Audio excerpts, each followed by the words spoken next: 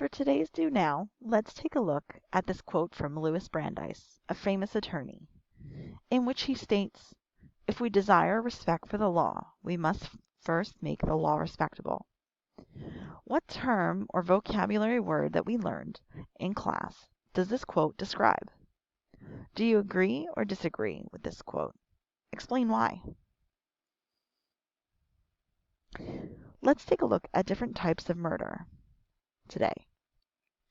Before we do, let's first define what murder is. Under common law and many modern statutes, murder is the unlawful killing of a human being with malice aforethought. Malice aforethought is the intent to kill or cause harm. There's different degrees of homicide. Homicide is just another fancy word for murder. We have first-degree murder.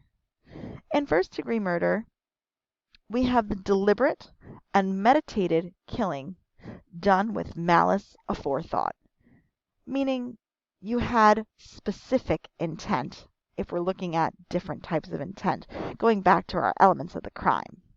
Specific intent is the only kind of intent that is required for first-degree murder. What does it mean to be premeditated? It means you planned it out. Then we have second-degree murder. In second-degree murder, it is committed with malice aforethought, but it's without deliberation or premeditation. So, once again, looking back at our elements of the crime, in order to prove second-degree murder, the prosecution must prove general intent. And it wasn't planned.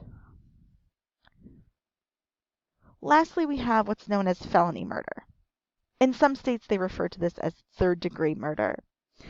It's the killing committed while a person is committing a felony, but the felony has to happen first.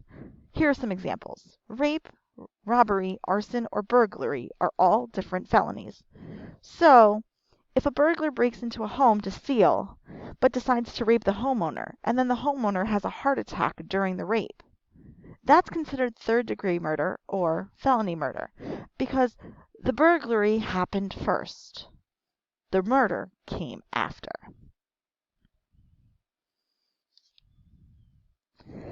The next degree of homicide that we're going to look at are lesser charges.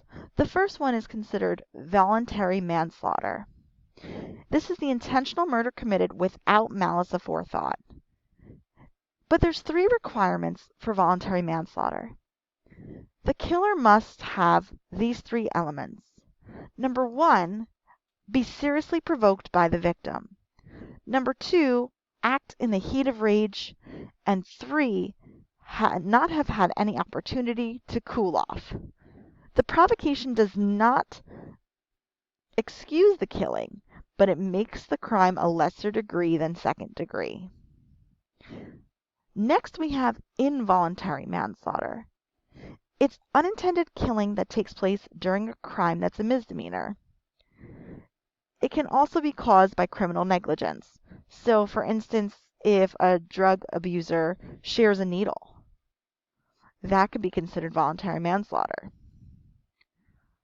Lastly, and not least, we have vehicular homicide.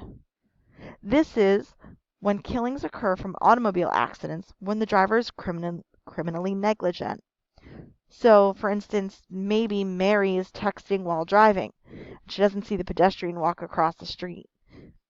That would be an example of vehicular manslaughter, when Mary hits the pedestrian with her car. Now that we've explored these different types of homicide, go on to Schoology and do the activity called Death in the School Halls.